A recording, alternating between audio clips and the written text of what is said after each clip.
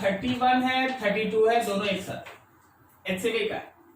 Question ये कहता है कि देखो जी, हम लोगों के पास है ना दो चार्ज पार्टिकल है, ये है प्लस क्यू और ये भी है प्लस क्यू, और इन दोनों के बीच का डिस्टेंस है डी। इसका जो परपेंडिकुलर बाइसेक्टर है उस पे एक चार्ज, थर्ड चार्ज को आप किसी एक डिस्टेंस पे रखें। क्वेश्चन तुमसे ये पूछा है कि उस थर्ड चार्ज पार्टिकल को आप कहां रखेंगे। सुनना, two charge particle A and B each having a charge Q are placed a D distance apart. Where should a particle of charge small q be placed on the perpendicular bisector of AB so that experience maximum force? ठीक है, आप इस third charge particle को कहां रखेंगे कि उस पर लगने वाला फोर्स मैक्सिमम होगा। इस क्वेश्चन को आप ऐसे समझिए कि हम लोग उसको एक जगह पे रख दें। मान लो जैसे अभी क्वेश्चन पे कहीं रख दिया गया है, अभी हम लोग क्या करें ना, उस पर लगने वाले फोर्स का एक जनरल फॉर्मूला डिराइव कर दें। जब आपको वो जनरल फॉर्मूला मिल जाए तो फिर उसमें देखा जाए कि मैक्सिमम फोर्स निकालने के लिए आप कैसे उसमें फंक्शन को या फिर मैथमेटिकल एनालिसिस को यूज कर सकते हैं। मान लो जैसे हम लोग उसको अभी x डिस्टेंस पे रखें, ये रहा a और ये रहा b, तो a के पॉजिटिव चार्ज की वजह से उस पे इस डायरेक्शन में एक फोर्स लग रहा है F, सही है। b का प्लस होने की वजह से, b का प्लस होने की वजह से इस डायरेक्शन में फोर्स लग रहा है F, दोनों तरफ फोर्स FF। आप लोग सबको दिख रहा है ना, क्लियर? आप लोग सबको दिख रहा है, वीडियो क्लियर है?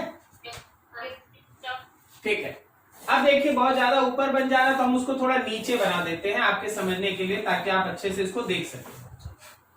देखिए इधर लगने वाला फोर्स भी F है, इधर लगने वाला फोर्स भी F है, और आप ऐसा सोच लो कि मान लो ये एंगल थीटा है तो ये भी एंगल तो थीटा है, तो ये एंगल थीटा तो ये एंगल भी थीटा, दोनों सिमिलर ट्रायंगल एकदम आइडेंटिकल। ठीक है, तो अगर ये थीटा है तो ये एंगल थीटा होगा, और ये थीटा है तो ये एंगल थीटा। अब जरा गौर करना, ये फोर्स का ऊपर वाला कंपोनेंट F cos थीटा, तो मेरे इस फोर्स का भी ऊपर वाला कंपोनेंट F cos थीटा, तो 2F cos थीटा ऊपर लग रहा है, दोनों का F cos थीटा, दोनों का F cos थीटा। और इस फोर्स का लेफ्ट की तरफ लग रहा है F sin थीटा, और इस फोर्स का राइट की तरफ लग रहा है F sin थीटा। अपने से सोच के बताइए, ये दोनों 2F sin थीटा कैंसिल हो जाएगा? इसका मतलब इस थर्ड चार्ज पार्टिकल पे जो लगने वाला नेट फोर्स है वो केवल ऊपर की तरफ है। कितना है? 2F। बिल्कुल सही। So F net on small q is equals to 2F cos theta. F net on small q is equals to 2F cos theta. बस आप देखिए, अब 2F का वैल्यू लिखेंगे और cos थीटा लिखेंगे, बस फिगर पे आ जाओ। देखो जी ध्यान से, इस डिस्टेंस को आप लिख देते, तो एक चार्ज प्लस q और स्मॉल q के बीच का डिस्टेंस r है, तो क्या फोर्स लिख दे k q by small r का स्क्वायर। और अब cos थीटा का बारी, cos थीटा क्या हम cos थीटा के लिए लिख सकते हैं? Base by hypotenuse x by r। सो तुम्हारे इस फोर्स का वैल्यू हुआ 2k q x बाई नीचे स्मॉल r का क्यूब। थोड़ा ध्यान आप स्मॉल r पे लगा लीजिए। स्मॉल r के लिए आप इस ट्रायंगल को देखिए, अब आपको हर चीज तोड़ तोड़ के दिखा है। ये स्मॉल r है, ये x है, और ये डिस्टेंस d/2 है, और ये एंगल थीटा था। देखो आधा d/2, यहां x और ये r, तो जहां भी आपका स्मॉल r दिख रहा है, जहां भी आपका स्मॉल r दिख रहा है, जरा उस पे गौर करना। F net on small q is 2k q x by, दिमाग दौड़ा लो भाई, क्या स्मॉल r के जगह पे लिखेंगे root under x square plus d/2 का होल स्क्वायर। बोलो बोलो, सही है? तो लिखे हम लोग यहाँ पे x square plus b square by 4 पे पावर 3/2। यहाँ पे पहले से 3 था और रूट आ रहा था। कोई दिक्कत यहाँ तक समझने में? ये है उस स्मॉल q चार्ज पे लगने वाला नेट फोर्स। अब आपको हम कुछ मैथमेटिकल एनालिसिस इस पे दिखाते, ध्यान से देखना। सो जो भी आपका ये F आया, F is function of x. देखो f जो है वो x का फंक्शन है, जरा गौर करना। अगर आप x का वैल्यू 0 लेते हैं, x का वैल्यू 0 मतलब ये थर्ड चार्ज पार्टिकल यहां होगा, तब x 0 होगा। तो जरा गौर करो, x का वैल्यू 0 रखने से फोर्स 0 आएगा। और इवन एट x अगर आप इंफिनिटी लेते हैं, यहां देखो, अगर आप x इंफिनिटी लेते हैं तो भी मेरा फोर्स का वैल्यू 0 आएगा। मतलब आपका ये थर्ड चार्ज पार्टिकल यहां बीच में रखा रहे या एकदम दूर दूर दूर दूर एकदम इंफिनिटी पे रखा रहे, दोनों ही केस में उस पे लगने वाला फोर्स 0 होगा। x इक्वल्स टू 0 पे भी 0 और x इक्वल्स टू इंफिनिटी पे भी 0। ठीक है, 0 पे भी 0। आप देखिए इस ग्राफ को, देखिए इस ग्राफ को, देखिए आप समझ जाएंगे, समझिएगा आराम से। x इक्वल्स टू 0 पे भी फोर्स 0 और x इक्वल्स टू इंफिनिटी पे भी फोर्स 0। जब x टेंड्स टू इंफिनिटी होगा वहां भी फोर्स 0 होगा, और जब आपका x इक्वल्स टू 0 होगा यहां भी फोर्स 0 होगा। क्या बोलता है, सही है? अब जरा सोचना, अगर यहां भी फोर्स 0 है, यहां भी फोर्स 0 है, तो बीच में कैसे वैरी करेगा? 0 से 0 अगर चीज है, चलता है, तो फिर कैसे वेरिएशन होता है? शुरू में बढ़ता है, मैक्सिमम होता है, फिर घट के 0 हो जाता है। yes, क्या सबको समझ में आ रहा है ये लाइन? अगर मेरा फोर्स, देखो यहां भी फोर्स 0 है, इंफिनिटी पे भी 0 है, इसका मतलब बीच में बढ़ते बढ़ते कहीं मैक्सिमम हुआ होगा, फिर घट के 0 हुआ होगा। So your force will be very like that. 0 बढ़ते बढ़ते किसी खास पोजीशन पे जाके फोर्स का वैल्यू मैक्सिमम, और फिर घटते घटते फिर से इंफिनिटी पे 0 होगा, इसलिए पैरेलल कर दिए। क्या ये लाइन समझे आप लोग? तो स्टेटमेंट ये है, so from x equals to 0 to x equals to infinity, force first increases, becomes maximum in the middle,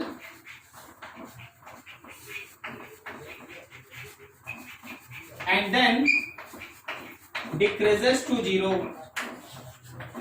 पहले बढ़ेगा, बीच में कहीं मैक्सिमम होगा, फिर घट के 0 होगा। चलो अच्छा है, तो अब कहां मैक्सिमम होगा उसके लिए सोचा जाए।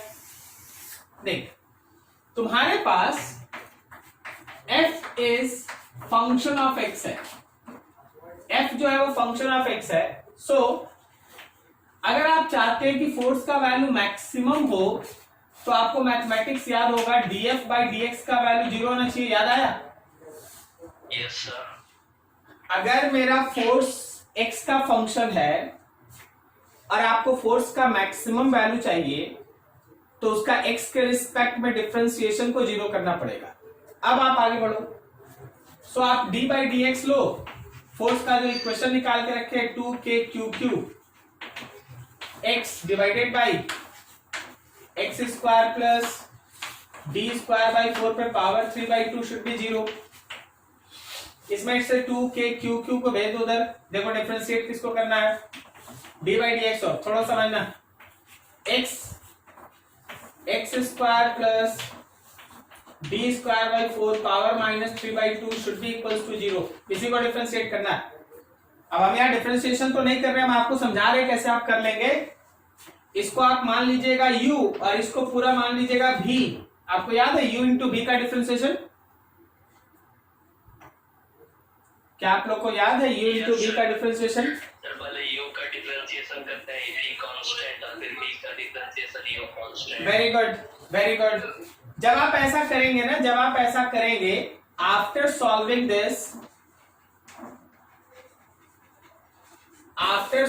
दिस आपको मिलेगा x is plus minus d by 2√2।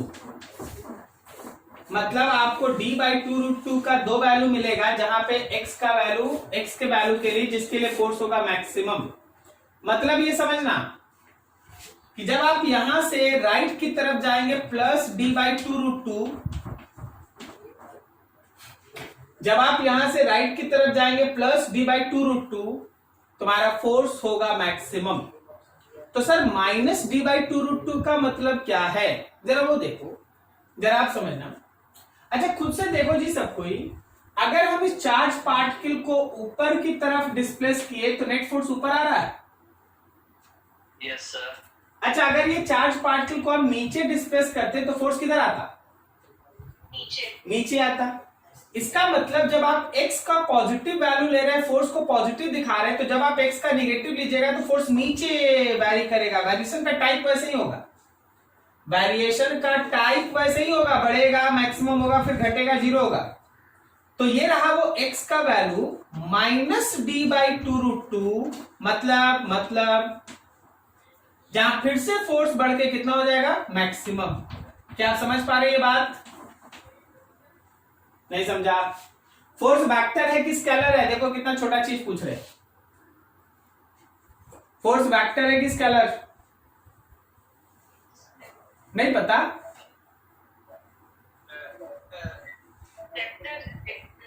हाँ थोड़ा कॉन्फिडेंस से लगे।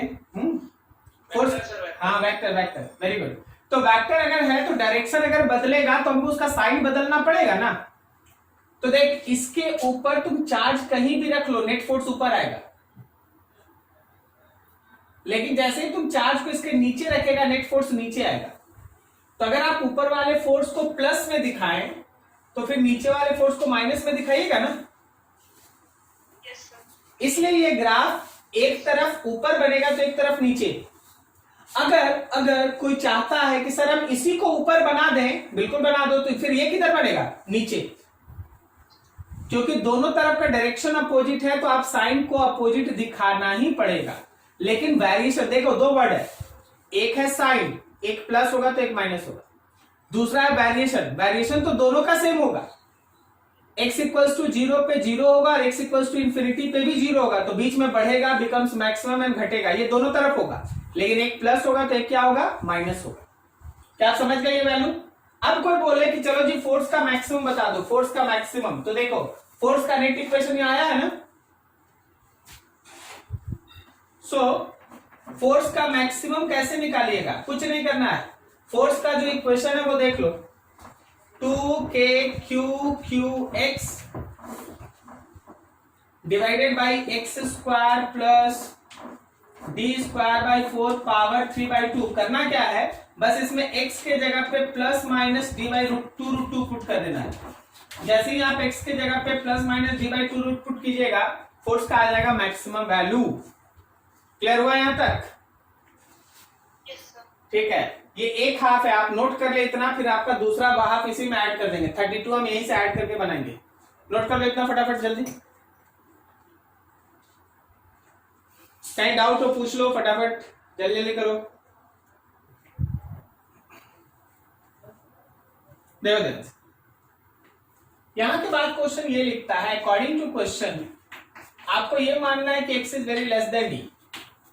अगर आप ये मानते हैं कि x is very less than d, तो जरा गौर करना कि x² प्लस d²/4 में तो ये तो नेग्लेजिबल हो जाएगा ना, नेग्लेक्टेड, काफी छोटा है, तो इसको हम लोग अप्रोक्सीमेटली d²/4 लिख सकते हैं। x² को नेग्लेक्ट कर दीजिए तो आपके पास एफ नेट बनता है 2k QQX divided by d²/4 power 3/2। देखो जी जहां पर x² पर d²/4 था, केवल d²/4 होगा, power 3/2। So it is 2k QQX। जरा इसको देखो, इसको क्या हम लिख सकते हैं? d/2 का स्क्वायर और फिर उस पे पावर 3/2। तो ये 2 कट गया, थोड़ा सॉल्व कर लो, तो 2k QQX divided by dq/8 आएगा। नहीं समझा? समझ में आया मैथमेटिक्स? डी स्क्वायर बाई 4 को डी बाई 2 का स्क्वायर लिखे, पहले से पावर 3/2 था, 2 2 कट गया, ये 3 आया, डी बाई 2 का क्यूब करे तो डी क्यूब बाई 8 आ गया। ये नेट फोर्स है। जरा इस नेट फोर्स पे ध्यान देना यार, कि जो तुम्हारा नेट फोर्स है वो एक्चुअली एक्स पे डिपेंड करेगा, केवल X, directly proportional to X. Question में यही लिखा हुआ था कि शो दैट, सुनना क्वेश्चन सुनना, क्वेश्चन में लिखा है assuming x is very less than d show that this force is proportional to x, assuming x is very less than d show that this force is proportional to x, this is the mathematics। समझ में आया? अब question में आगे सुनो, question आगे क्या कहता है, under what condition will the particle C execute SHM, find the time period। अभी तक में ये क्या आया उस चीज को थोड़ा समझा जाए। एक बात देखना समझना थोड़ा, हम फिर से एक फिगर ला रहे हैं आपके सामने, ये था प्लस और ये है प्लस, चल भाई दोनों के बीच का डिस्टेंस d है, और आपका ये जो थर्ड चार्ज है वो भी है प्लस x डिस्टेंस अवे। आप देख रहे हैं ना, ये प्लस है ये प्लस है, तो इस पे लगने वाला नेट फोर्स ऊपर आ रहा है, क्या सही है? जो डायरेक्शन x का है, जो डायरेक्शन x का है वही डायरेक्शन नेट फोर्स का भी है। Can you say that this motion can be SHM, क्या ये मोशन SHM हो सकता है?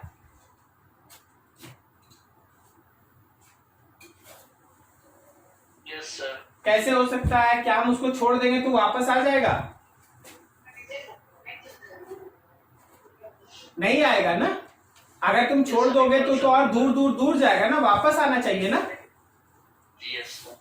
अगर आप इसको अभी छोड़ देंगे, if this charge is released it will go away, ये दूर चला जाएगा, so it is not SHM, ये SHM नहीं है अभी। तो वापस आने के लिए तुम क्या फंडामेंटल एक चेंज करेगा, हम बताते क्या कर, ये चार्ज ले ले नेगेटिव, बट अगर हम लोग थर्ड चार्ज को निगेटिव ले लें, अगर हम लोग थर्ड चार्ज को निगेटिव ले लें, तो क्या मेरे पास कंडीशन ऐसा बनेगा कि यहां प्लस है यहां प्लस है, और थर्ड चार्ज अगर निगेटिव है तो ये प्लस इसको इधर खींचेगा, ये प्लस इसको इधर खींचेगा, तो नेट फोर्स नीचे आएगा ना। अब देखो समझना, ये x है, डिस्प्लेसमेंट है ऊपर, काफी छोटा है। अगर हम उसको छोड़ दें, अगर हम उसको छोड़ दें खींच के, तो याद रखना नीचे आएगा, फिर उसके बाद जब नीचे जाएगा तो फोर्स सब ऊपर खींचेगा। देख जैसे ही इसको पार करके नीचे गया, फिर से देखिए प्लस इसको इधर खींचेगा, ये प्लस इधर खींचेगा, तो नेट फोर्स आएगा ऊपर की तरफ। Yes sir. मतलब एक बार अगर वो निगेटिव चार्ज है और हम लोग ऊपर कर देते हैं तो नीचे आएगा, नीचे जाके फिर ऊपर आएगा, फिर ऊपर जाएगा नीचे आएगा, फिर नीचे जाके ऊपर आएगा, एंड सो ऑन। क्या समझ में आ रहा? This motion can be SHM। ये मोशन SHM के लिए आपसे पूछा है what is the condition so that motion becomes SHM। there are two important conditions for motion to be SHM। एक इस केस में, एक तुम्हारा ये Q निगेटिव हो, और दूसरा इंपॉर्टेंट चीज x काफी d से छोटा हो। अगर आपका वो थर्ड चार्ज पार्टिकल निगेटिव लेते हैं और आप x d से काफी छोटा लेते हैं, अगर आप थर्ड चार्ज निगेटिव लेते हैं और x d से काफी छोटा लेते हैं, then only motion is SHM। बोलो तो SHM का सबसे इंपॉर्टेंट कंडीशन क्या है? SHM का सबसे इंपॉर्टेंट कंडीशन क्या है जो आप लोग पढ़ रखे हैं 11 में? बोलो सर। एक्स और एक्सेलरेशन का दोनों का साइन अपोजिट होना चाहिए सर। मतलब acceleration should be proportional with negative of displacement. क्या सही है? Yes sir. निगेटिव का मतलब होता है अपोजिट डायरेक्शन और डायरेक्टली प्रोपोर्शनल टू x। जरा गौर करना, x अगर d से काफी छोटा था तो फोर्स प्रोपोर्शनल x आया ना। yes, और अगर मेरा चार्ज निगेटिव हो जाए तो फोर्स और डिस्प्लेसमेंट का डायरेक्शन अपोजिट भी आ जाएगा। तो दो चीज सेटिस्फाई करना चाहिए, एक वो थर्ड चार्ज नेगेटिव होना चाहिए और दूसरा जो डिस्प्लेसमेंट है वो काफी छोटा होना चाहिए। अब यहां से कोई तुमसे बोलेगा कि चलो जी बता के दिखाओ कि कैसे हम लोगों का टाइम पीरियड निकलेगा, तो हम 4 से थोड़ा आगे बढ़ जाएंगे। आप इतना स्नैप ले ले, हम इसको रफ करेंगे, इधर कुछ और भी है कैलकुलेशन है वो दिखा देंगे। नोट करो बढ़िया से, थोड़ा सा आगे बढ़ रहे हैं। सो जो मेरा फोर्स है वो आया है के क्यू क्यू, 2 छूट गया, 2k Q Q X by D Q by 8, इसको लिखते हैं mass into acceleration is equals to 2k Q, यहां पे क्यू की जगह पे माइनस लगा दे रहे हैं, minus Q x divided by D Q by 8। ठीक है, अभी जरा गौर करना, तो यहां से आप एक्सलरेशन लिख सकते हैं 2k क्यू क्यू, एक्स में माइनस ले ली और नीचे है हम लोगों का m into D Q by 8। इसी पे ध्यान लगा, तुमको अपने आप दिखेगा कि acceleration is proportional with minus of X, so motion is SHM, motion SHM. अब एसएचएम के टाइम पीरियड का फॉर्मूला आपको याद होगा 2 pi under root displacement by acceleration, याद है आपको? 2 pi under root displacement by acceleration, तो आपके इस टाइम पीरियड का फॉर्मूला हो गया 2 pi under root x by a करेंगे, जरा सोचना, x में a से डिवाइड करो तो ये पूरा टर्म ऊपर चला जाएगा, ये तीनों नीचे, तो आ गया m into D Q by 8 ऊपर चला गया और नीचे कौन आ गया 2k Q Q, 2k Q Q, ये है तुम्हारा टाइम पीरियड ऑफ एसएचएम। ठीक है, चीज ऐसे चलता है। अब एक चीज हम पूछते हैं, जरा सोच के बताइएगा, थोड़ा और ऐड कर दे आपका तो क्वेश्चन हो गया। मान लो अगर हम आपको ऐसे ही बताते हैं, अगर x इज लार्ज, मतलब x बड़ा होता बट q निगेटिव होता, मोशन कैसा होता बोलो? x बड़ा होता, x छोटा नहीं होता, जैसा हम लोग छोटा लेके सोच रहे हो ऐसा नहीं होता, x बड़ा होता लेकिन चार्ज होता निगेटिव, अब बोल मोशन कैसा होता? बिल्कुल सही, very good. Motion is periodic but not SHM. Okay, अभी अगर आपका x बहुत बड़ा है ना, तो आप जब माइनस क्यू को ऊपर ले जाके छोड़िएगा तो वापस आएगा, नीचे जाएगा, ऊपर जाएगा, नीचे जाएगा, ऊपर जाएगा। मोशन पीरियोडिक होगा लेकिन एसएचएम नहीं होगा, मोशन पीरियोडिक होगा लेकिन एसएचएम नहीं होगा। क्या ये लाइन समझ में आया? Yes sir. तो अगर आपका x लार्ज है बट q निगेटिव है, motion is periodic, motion is periodic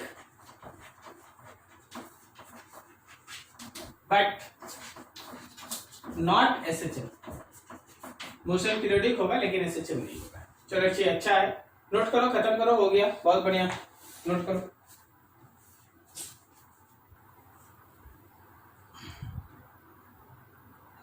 देखिए क्वेश्चन ये है, 2 पॉइंट चार्जेस, 2 माइक्रोकूलम, कोऑर्डिनेट है 1 2 3 एंड 4 माइक्रोकूलम, -4 माइक्रोकूलम, कोऑर्डिनेट है 3 2 5 are placed. Then find force acting on +2 microcoulomb and component of force along x-axis। हाँ, चलिए आपके सामने एक छोटा सा क्वेश्चन रख दिए कि हाँ जी हम लोगों को है ना 2.4 दे दिया है 2 और -4 माइक्रोकूलम का और उसका कोऑर्डिनेट दे दिया है। आपसे बोला गया कि दे लो जी 2 माइक्रोकूलम पे लगने वाला फोर्स निकालो। हम लोग लास्ट डे सीखे थे वेक्टर फॉर्म में किस तरह के क्वेश्चन को सॉल्व कैसे करते हैं। तो जरा गौर करो, आप क्या करो, Q1 का और Q2 का वैल्यू लिखो Q1 का पोजीशन वेक्टर R1 लिखो। बोलो जी, देख के बोलो, Q1 का पोजीशन वेक्टर कितना है? 1 2 3 है। 1 i कैप, 2 j कैप और 3 k कैप। और 2 का है R2, 3 i cap plus 2 j cap plus 5 k cap. 3 i cap plus 2 j cap plus 5 k cap. सही है। अब क्वेश्चन पढ़ के हमको ये बताओ कि हम लोग को क्या निकालना है। हम लोग को फोर्स 1 2 निकालना है कि फोर्स 2 1 निकालना है? हम लोग को क्या निकालना है? क्वेश्चन पढ़ के बताओ। Sir force on 1 due to 2। Very good. हम लोगों को ये निकालना है, हम लोग को ये नहीं निकालना है। सर ऐसा जानना क्यों जरूरी है? क्योंकि अगर आप लास्ट डे का कॉपी देखिएगा तो दोनों के फॉर्मूला में उल्टा आर पुट किया हुआ। सही है। Yes sir. तो आपको पहले डिसीजन लेना होगा कि कौन सा फोर्स निकालना। अब आप सही हैं, अब आप आगे बढ़िए।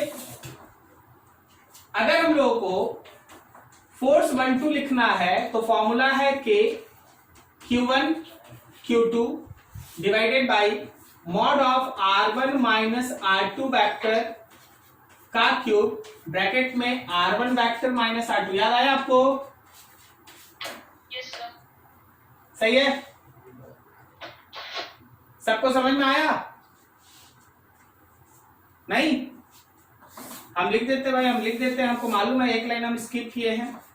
आप ऐसा लिखे थे क्या? फोर्स 1 2 इज इक्वल्स टू के Q1 Q2 divided by mod of R12 vector का क्यूब और ब्रैकेट में R12 वेक्टर। पढ़ा था ये? Yes, sir. और फिर आप ये नहीं पढ़े थे कि जब हम लोगों को R12 लिखना है तो हम लोग R1 में से R2 माइनस करते, ये अलग से लिखा है ट्रायंगल लॉ में? Yes, sir. बोलो हाँ ना। Yes, sir. Yes, sir. ठीक है, बस हम एक साथ लिख दिए। चलो वैल्यू पुट करते हैं। 9 इंटू 10 टू द पावर 9। देखना एक जगह गलती करेंगे, तुमको पता करना होगा कहां गलती हो गया हमसे। तुमको पता करना होगा कहां गलती हो गया हमसे।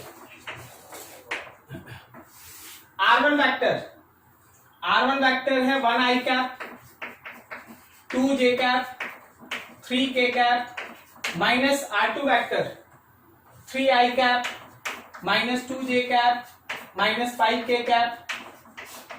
नीचे मॉड भाई R1 vector i cap plus 2 j cap plus 3 k cap minus 3 i cap 2 j cap minus 5 k cap का मॉड। बोलो इसमें कहां गलती है? इसमें है गलती? इसमें कहां गलती है?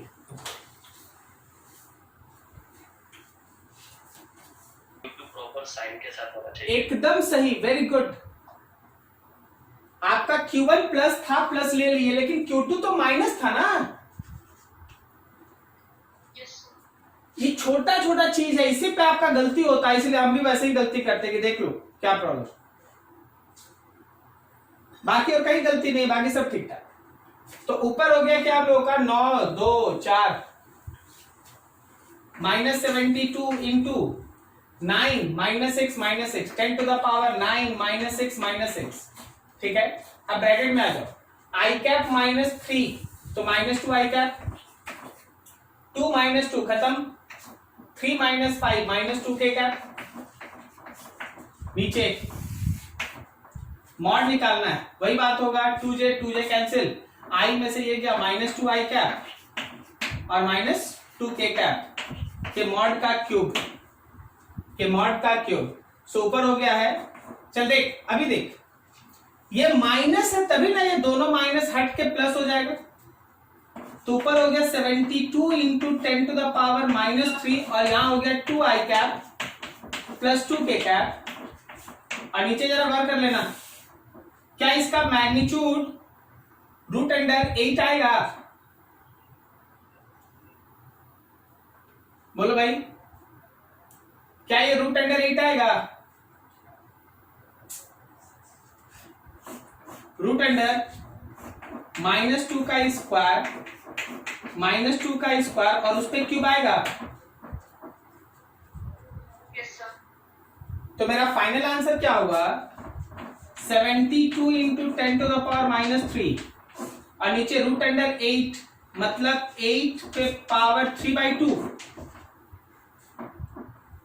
और ब्रैकेट में 2i cap plus 2k cap. This is your final answer, this is your final answer in vector form. Clear हो रहा है?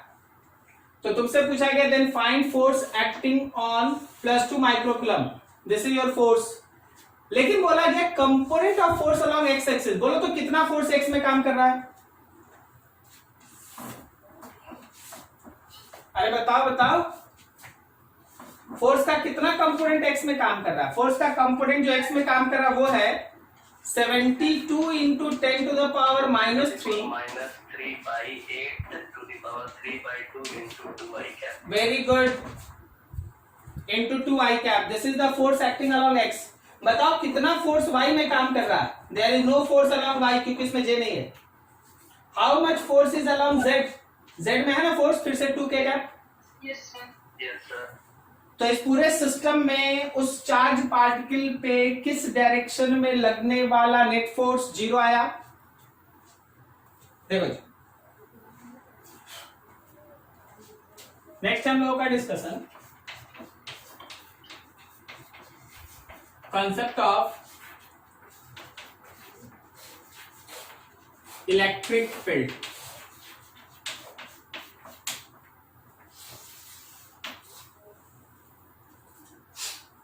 नेचर में बेसिकली है ना दो तरह का फोर्स एग्जिस्ट करता है, दो तरह का फोर्स एग्जिस्ट करता है। एक फोर्स ऐसा होता है जो कांटेक्ट में आके अपना इफेक्ट शो करता है, जैसे फ्रिक्शन।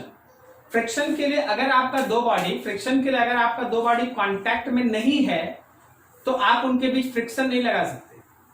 फ्रिक्शन तभी लगेगा जब दोनों बॉडी कांटेक्ट में हो। जब कांटेक्ट में होगा और आप आगे पीछे करेंगे तब आप उनके पीछे ना फ्रिक्शन जनरेट कर सकते हैं। उसी तरह मान लो जैसे नॉर्मल रिएक्शन किसी भी सरफेस पे तभी आएगा जब बॉडी किसी सरफेस के साथ टच में हो। कोई बॉडी अगर हवा में है तो उसका नॉर्मल रिएक्शन नहीं होता। जब वो किसी सरफेस पे, जब वो अर्थ पे रहता है, किसी टेबल पे रहता है, किसी सरफेस के साथ कांटेक्ट में रहता है, तभी वहां नॉर्मल रिएक्शन एग्जिस्ट करता है। तो ये सब फोर्सेस कहलाता है कांटेक्ट फोर्स। जब तक कांटेक्ट नहीं होगा फोर्स नहीं होगा। लेकिन एक दूसरा फोर्स है that is called field force. Field force का एग्जांपल है gravitation, electrical force, magnetic force. ये सब क्या होता है?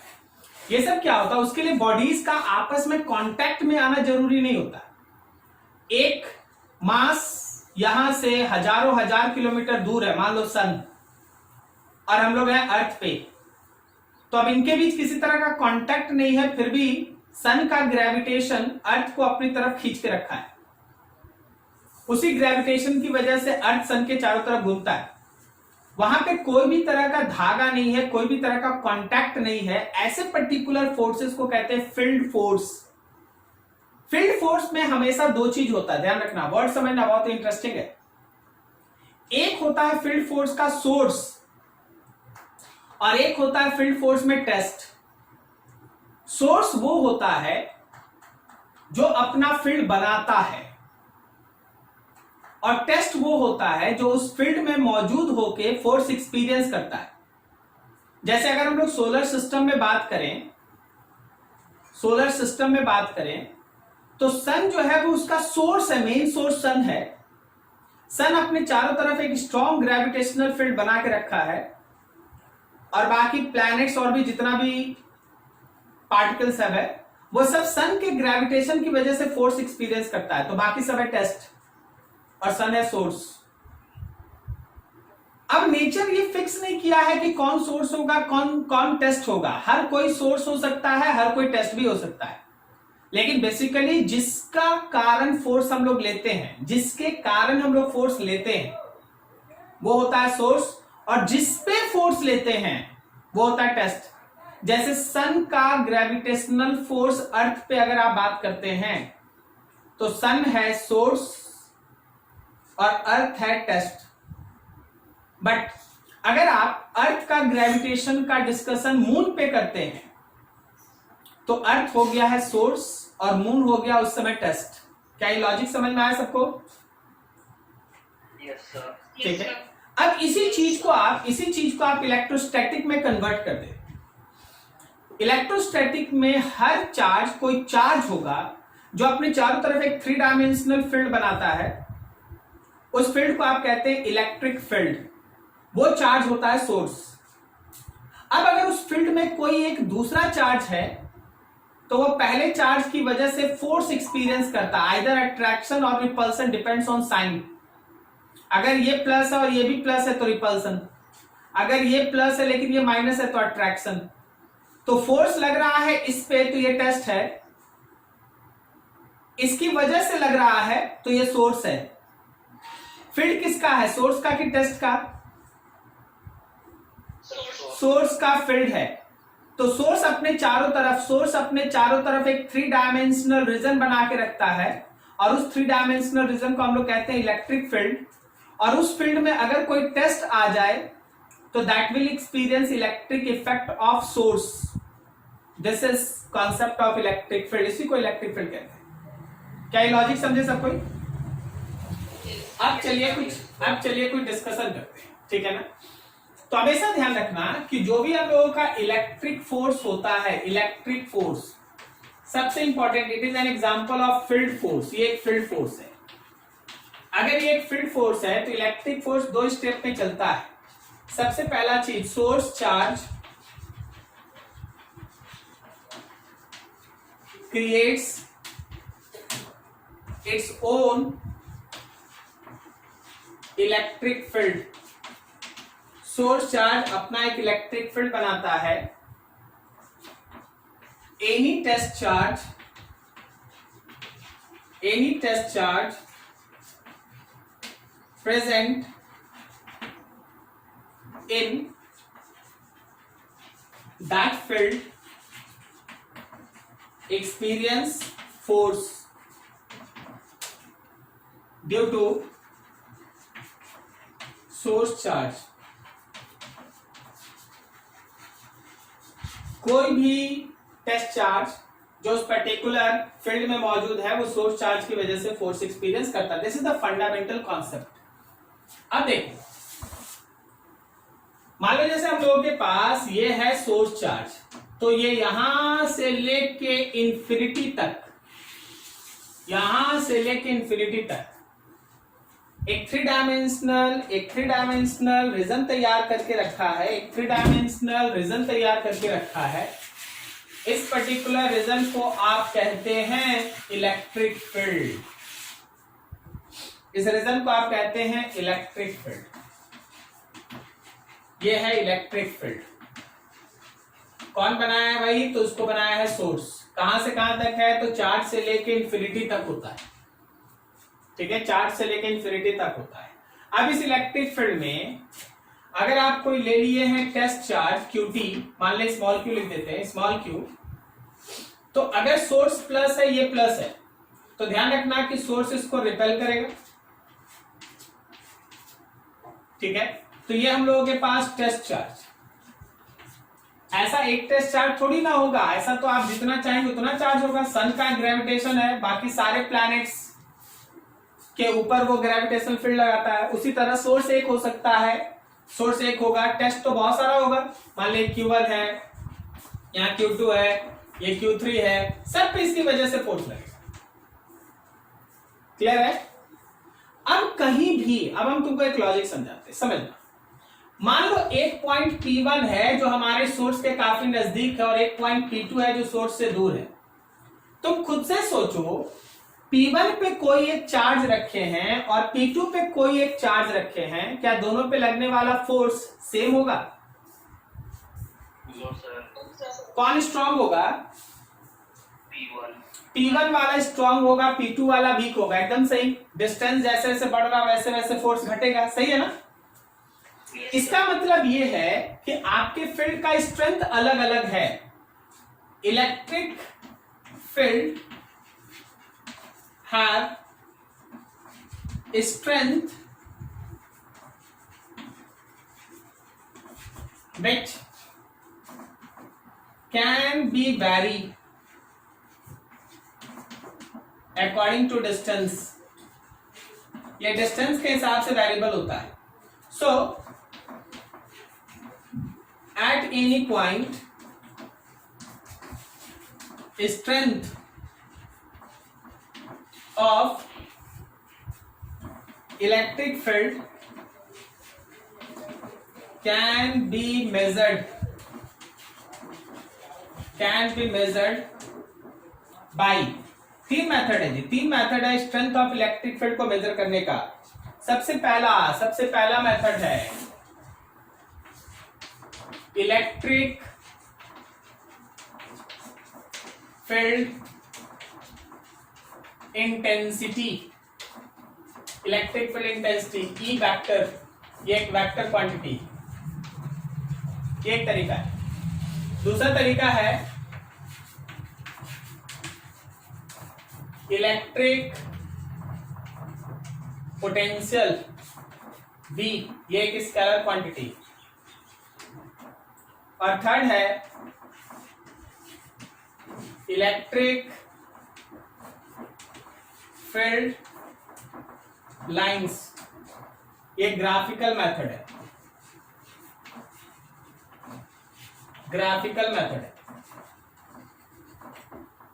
ठीक है। तो किसी भी पॉइंट पे इलेक्ट्रिक फील्ड का स्ट्रेंथ ज्यादा है, कम है, कैसे बढ़ेगा, कैसे घटेगा, किस तरह का रिलेशन शो करेगा, उसको आप तीन तरीके से आप पढ़ेंगे। एक होगा इलेक्ट्रिक फील्ड इंटेंसिटी, एक होगा इलेक्ट्रिक पोटेंशियल, और फिर होगा इलेक्ट्रिक फील्ड लाइंस। क्या लाइन समझ में आया आपको? ठीक है, बताओ इलेक्ट्रिक फील्ड कौन बनाता है? इलेक्ट्रिक फील्ड बनाता कौन है? Source charge. और फिर उसका इफेक्ट किस पे लगता है? Test charge. ठीक है, टेस्ट चार्ज। नोट करो इतना बढ़िया से, फिर आगे बढ़ते।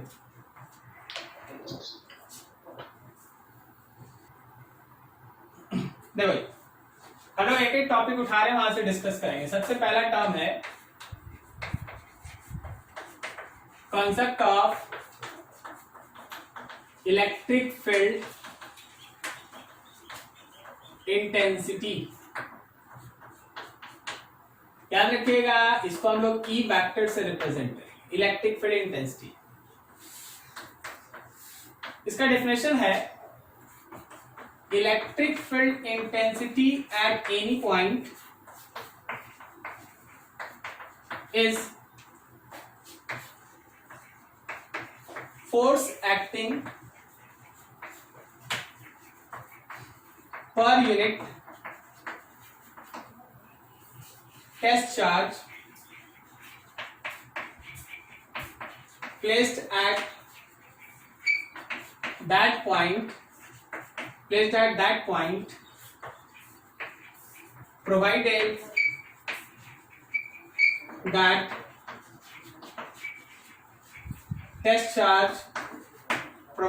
test charge is very small। हर एक वर्ड का मतलब है, समझना। हमेशा ध्यान रखना कि जो भी हमारा इलेक्ट्रिक फील्ड इंटेंसिटी होता है वो होता है force acting per unit test charge. Force acting per unit test charge, बस provided that test charge is very small. तो देखो मैथमेटिकली उसको लिमिट में लिखा गया है कि लिमिट टेस्ट चार्ज काफी छोटा हो, Q tends to 0, test charge should be very small. नहीं तो जो अभी स्टूडेंट बोला वो होने लगेगा। अरे ये भी तो चार्ज अपना फील्ड बनाएगा, अगर तुम इसको छोटा नहीं लेगा तो इसका फील्ड तुम नेग्लेक्ट नहीं कर पाएगा। क्या समझे? Yes sir. तो अब होता क्या है, जरा चीज को देखिएगा। डेफिनेशन ही तुम्हारा इतना परफेक्ट है जो ये कहता है कि अगर मान लो, देखो जैसे ध्यान से समझो, मान लो हम लोगों के पास एक सोर्स चार्ज है और हम यहां से चाहते हैं r डिस्टेंस अवे इस पॉइंट पे फील्ड इंटेंसिटी मेजर करना। ठीक है कि हाँ इसका स्ट्रेंथ कितना है। तो आप यहाँ पे Q रख दें, बस ध्यान रखिएगा टेस्ट चार्ज है ये, काफी छोटा होना चाहिए। सर छोटा क्यों लेना होगा? यही तो बोल रहे हैं, यही तो हम बोल रहे हैं कि ये छोटा इसलिए होना चाहिए क्योंकि ये भी तो अपना फील्ड बनाएगा ना। अगर ये छोटा नहीं होगा तो इसका फील्ड भी बड़ा होगा और उसको आप छोड़ नहीं सकते।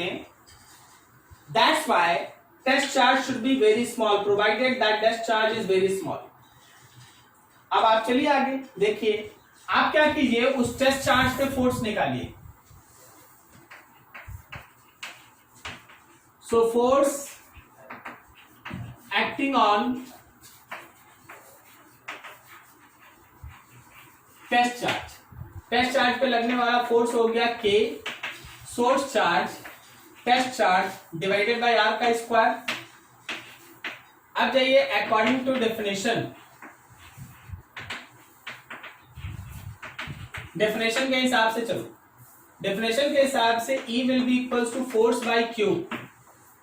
तो जैसे कि आप फोर्स में Q से डिवाइड करेंगे, यहाँ पे सोर्स है, Q है, नीचे R का स्क्वायर और स्मॉल q है, ये Q कैंसिल, तो आपके E का वैल्यू हुआ K Q by R square. This is electric field intensity at any point due to any source charge Qs.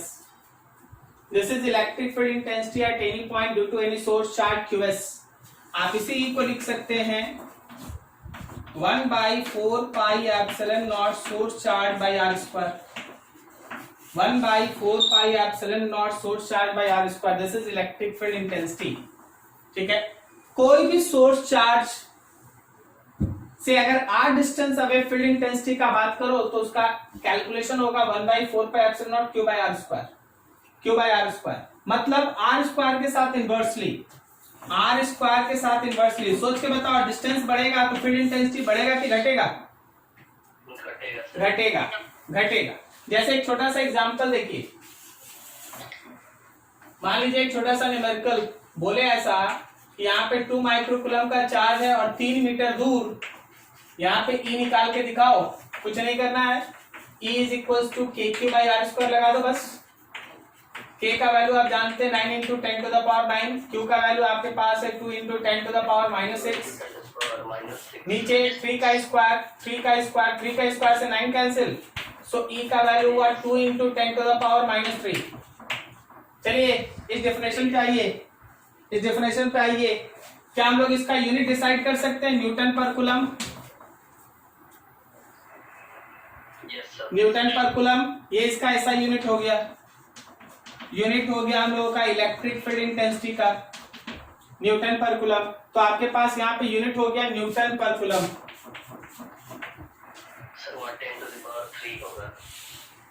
हाँ सही से 10 power 3, 10 to the power 3, 2 into 10 to the power 3 newton per coulomb. Clear हो रहा है, समझ में आ रहा है? अब यहाँ पे फिर से एक बार बात होना चाहिए कि सर अगर हम टेस्ट चार्ज बड़ा ले लेंगे तो क्या होगा? देख होता क्या, आप मेरे वर्ड्स को समझिएगा, सुनिएगा। अब मान लीजिए हम लोग के पास है ना 15 स्टूडेंट है, अगर सब कोई अपना अपना माइक ऑन कर दे और सब कोई मेरे साथ बोलते जाए, मेरे साथ बोलते जाए, तो क्या तुमको मेरा वर्ड वैसे ही क्लियर सुनाई देगा जैसे अभी सुनाई दे रहा है? नहीं। तो इसका सिस्टम क्या बोला गया? बोला गया कि आप अपना है ना माइक ऑफ रखें, सर का बात क्लियरली सुने, अगर डाउट हो तो बोले, सही है ना? यही तरीका है। इसका मतलब क्या है ना, इसका मतलब है कि आप लोगों को थोड़ा शांत रखा गया है, आप जितना शांत रहेंगे मेरा आवाज उतना क्लियर आएगा, बस यही कॉन्सेप्ट लगता है। नेचर कभी नहीं बोला है कि केवल एक चार्ज फील्ड बनाएगा दूसरा नहीं बनाएगा, नेचर बोला हर चार्ज फील्ड बनाएगा। अब अगर आप अभी देखिए, अभी आप मान लीजिए 2 माइक्रोकूलम आप लिए और आप यहां फील्ड मेजर करना चाहते हैं, तो इसका फील्ड यहां बना हुआ, अब यहीं पे तुम एक बड़ा चार्ज रख देगा तो बड़ा चार्ज का तो अपना फील्ड हो जाएगा। कैसा? हमेशा ध्यान रखना कि सोर्स चार्ज का फील्ड अगर मेजर करना है तो टेस्ट चार्ज छोटा हो, ताकि टेस्ट चार्ज का फील्ड हम लोग नेग्लेक्ट कर दे। अगर टेस्ट चार्ज बड़ा हुआ तो जो फील्ड का आप मेजरमेंट करते हैं, जो ऑब्जर्व वैल्यू फील्ड का निकालते हैं, वो थ्योरी से अलग आता है। ठीक है, सुनिएगा, बहुत interesting line. If test charge is small, अगर टेस्ट चार्ज छोटा है तो इलेक्ट्रिक फील्ड का ऑब्जर्व वैल्यू और इलेक्ट्रिक फील्ड का जो आप थ्योरी से वैल्यू निकालेंगे, ये दोनों अप्रोक्सीमेटली सेम होगा, लगभग बराबर होगा एकदम। जितना छोटा रखिएगा टेस्ट चार्ज उतना एक्यूरेट, जितना छोटा रखिएगा टेस्ट चार्ज उतना एक्यूरेट। लेकिन लेकिन लेकिन लेकिन अगर टेस्ट चार्ज बड़ा हो गया, अगर test charge is large, then याद रखना कि ई ऑब्जर्व और जो आपका थ्योरी से निकला हुआ ई है वो सेम होगा ही नहीं, सेम होगा ही नहीं, ठीक है। तो सर क्या होगा, कौन बड़ा हो जाएगा, ठीक है। ई ऑब्जर्व में और may not be greater than E theory depends on sign and position, मतलब sign of charge and position of point. अगर टेस्ट चार्ज बड़ा हुआ, अगर आपका टेस्ट चार्ज बड़ा हुआ तो जो ऑब्जर्व इलेक्ट्रिक फील्ड है, थ्योरी का इलेक्ट्रिक फील्ड का एक ही फॉर्मूला है, थ्योरी का इलेक्ट्रिक फील्ड का यही फॉर्मूला है, लेकिन ऑब्जर्व इलेक्ट्रिक फील्ड कोई तुम मशीन लगाएगा वहां, कोई इंस्ट्रूमेंट लगाएगा और इलेक्ट्रिक फील्ड मेजर करेगा। ऑब्जर्व वैल्यू और थ्योरी वैल्यू लगभग बराबर आएगा, कब, जब तुम्हारा स्मॉल क्यू काफी काफी काफी छोटा हो। लेकिन अगर स्मॉल क्यू बड़ा हुआ तो ऑब्जर्व वैल्यू थ्योरेटिकल वैल्यू के बराबर नहीं होगा। तो सर ज्यादा होगा या कम होगा, ये इस बात पर डिपेंड करता है कि तुम कहां फील्ड ले रहा है और चार्जेस का साइन क्या है, ठीक है। क्या अभी आपका क्लियर हुआ, रवि जो पूछ रहे थे चीज? Yes sir. ठीक है, नोट कीजिए, ये बहुत इंपॉर्टेंट सेक्शन है, यहीं से अगला डिस्कशन स्टार्ट होता है। नोट करो बढ़िया से।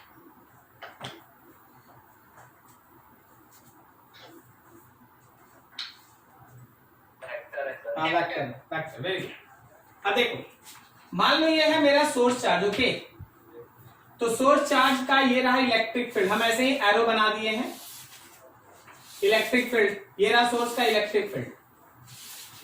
अब जरा देखो, ये है मेरे पास एक टेस्ट चार्ज, हाँ ठीक है, टेस्ट चार्ज छोटा है, वो अपना इलेक्ट्रिक फील्ड बनाएगा ना, कम बनाएगा लेकिन बनाएगा ना, ये समझे आप? अब देखिएगा, समझिएगा थोड़ा ध्यान से। अगर आप इसको छोटा नहीं लिए हैं, अगर छोटा लेते तो हम ये वाला नहीं बनाते, अगर आप बहुत छोटा ले लेते तो हम ये वाला नहीं बनाते, लेकिन आप छोटा नहीं लिया, आप बोलेंगे सर ये लास्ट लाइन समझा दीजिए तो बड़ा वाला लेके चलो। तो जरा गौर कर, इस पॉइंट पे गौर कर, इस पॉइंट पे गौर कर, दिख रहा है ये पॉइंट सबको दिख रहा है? Yes sir. यहां तुम देखेगा ना तो सोर्स का जो फील्ड है वो राइट है और टेस्ट का जो फील्ड है वो लेफ्ट है। क्या बोलता है, दो वेक्टर अपोजिट में होगा तो मैग्नीट्यूड बढ़ेगा कि घट जाएगा? घट जाएगा। अच्छा, अगर आप इधर सोचिएगा तो टेस्ट का जो फील्ड होगा और सोर्स का जो फील्ड होगा दोनों सेम डायरेक्शन में होगा? Yes sir. Yes sir. तो दोनों फील्ड ऐड हो जाएगा, ऐड होगा तो बढ़ेगा या घट गया? बढ़ जाएगा। तो देखो, इस पॉइंट पे लिया तो फील्ड कम है और इस पॉइंट पे लिया तो फील्ड ज्यादा है। Yes sir. यही चीज वहां लिखा हुआ था, समझ में आ रहा? नहीं समझे? अरे बोल दो यार, हाँ या ना, कुछ बोलो, ना भी बोलेगा तो भी खुश रहता आदमी, बोलते रहो। हाँ हाँ, ठीक है, ठीक, चलिए ठीक। तो बस यहीं तक आज, हाँ अगले दिन इससे आगे बढ़ेंगे।